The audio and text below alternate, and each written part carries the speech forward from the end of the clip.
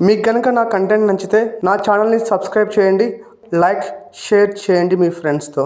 Hi, ఒక కీవర్డ్ని గూగుల్లో ఎంత తొందరగా ర్యాంక్ చేయవచ్చు. సో మనం సెలెక్ట్ చేసుకున్న కీవర్డ్ మీద డిపెండ్ అయి ఉంటుందండి. ఆ కీవర్డ్కి ఎంత సర్చ్ వాల్యూమ్ ఉంది, అలానే ఎంత కాంపిటీషన్ ఉంది, దాని మీద డిపెండ్ అయి ఉంటుంది. అంతేకాకుండా మన వెబ్సైట్ అనేది అక్యురేట్గా ఆప్టిమైజ్ ఉందా, దాని మీద కూడా మన కీవర్డ్ అనేది ర్యాంక్ అవ్వడం అనేది డిపెండ్ అయి ఉంటుంది.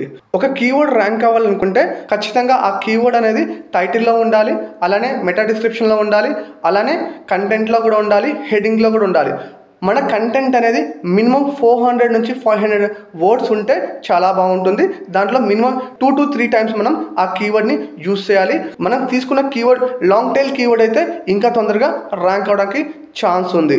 దాంతోపాటు మనం ఆ పేజ్లో ఏదైతే ఇమేజ్ వాడుతున్నామో ఆ ఇమేజ్ యొక్క టైటిల్స్లో, ఆ ఇమేజ్ యొక్క డిస్క్రిప్షన్లో మనం వాడాలి. సో ఇది కూడా మన ఒక మెయిన్ ఇంపార్టెంట్. అలానే ఆ కీవర్డ్ మీద బ్యాక్లింక్స్ని జనరేట్ చేయాలి. అంతేకాకుండా ఈ కీవర్డ్ మీద మనం కంటెంట్ని జనరేట్ చేసుకుని మన జిఎంబిలో అప్డేట్ చేస్తూ ఉండాలి.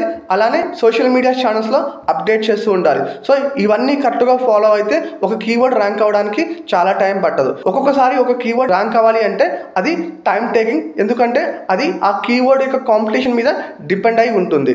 సో మీకు ఇంకా ఇన్ఫర్మేషన్ కావాలంటే నన్ను కాంటాక్ట్ చేయండి. మీకు కనుక నా కంటెంట్ నచ్చితే నా ఛానల్ని సబ్స్క్రైబ్ చేయండి, లైక్ షేర్ చేయండి మీ ఫ్రెండ్స్తో. Thank you.